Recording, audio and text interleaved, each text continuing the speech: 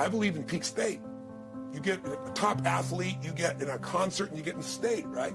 The problem is, to defend themselves so they won't be disappointed again, they lower their expectations. So someone will say to me, well, I'm skeptical or I'm pessimistic. And my response to them is, no, man, you're gutless. It takes no guts to be skeptical. You don't have to have any capacity to be a critic. And now with the web, you don't even have to own that you're the one being the critic. You can burn somebody and anonymously, right? I said, you know what? It takes guts to believe.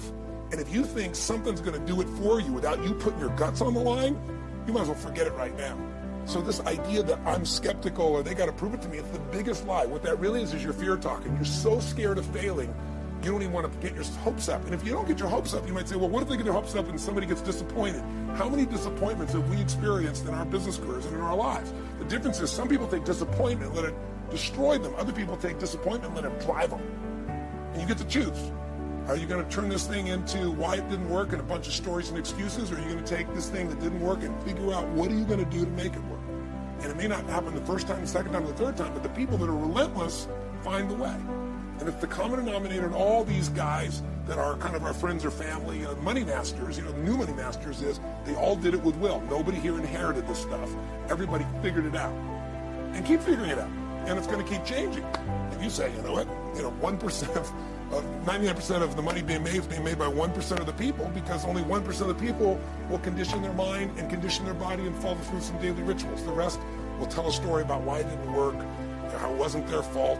And you got two things in life. You got results or you got a story. And too many people think that 1% is somehow entitled to it and they're not.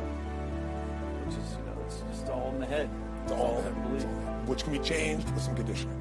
Basic conditioning. You just proved it to us. That's why I made Get the Edge and Personal Powers, because I understood that from the very beginning.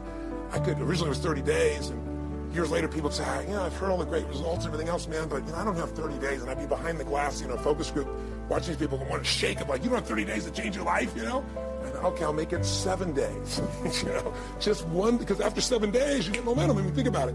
When do people's lives change? In a moment. It doesn't change in 10 years. Your life may have sucked for 10 years, but there's one moment when your whole life changed, the moment you decided. You said, no more, and I'm doing it, and you kicked yourself in the ass, and you made yourself go do something, right?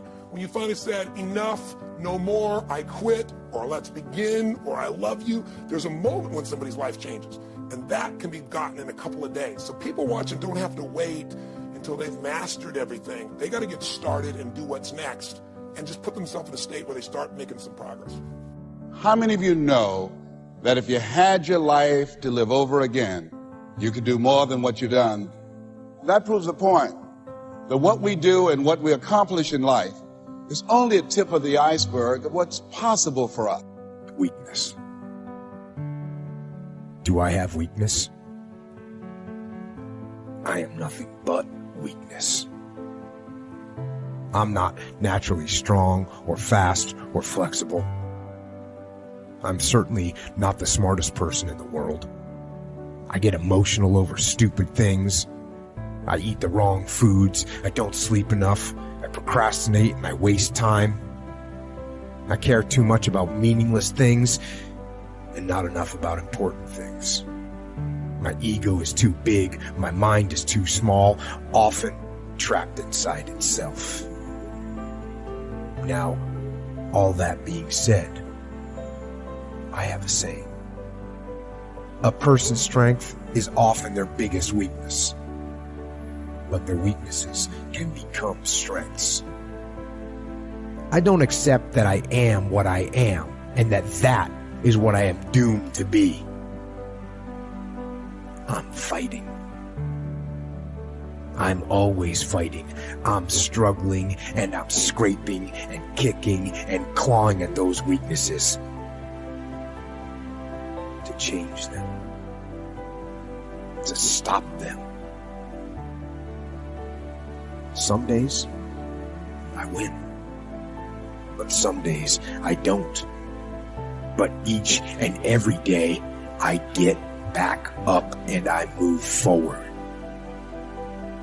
with my fists clenched toward the battle, toward the struggle, and I fight with everything I've got to overcome those weaknesses and those shortfalls and those flaws as I strive to be just a little bit better today than I was yesterday. One of the things you can be virtually certain of in life is that you don't get something you don't aim at. And one of the things that's interesting about that is often people will keep their goals fuzzy. Because one of the problems with specifying your goals is you specify your failures. Right? If the goal is really fuzzy, you're not sure when you fail, and then you can fool yourself. You know, really, but you can kind of keep it foggy. But you make your goals sharp and clear. Then, well, first of all, then you know what to aim at. And what's interesting is, you know, your brain is set up so that it reorganizes the world around your aims.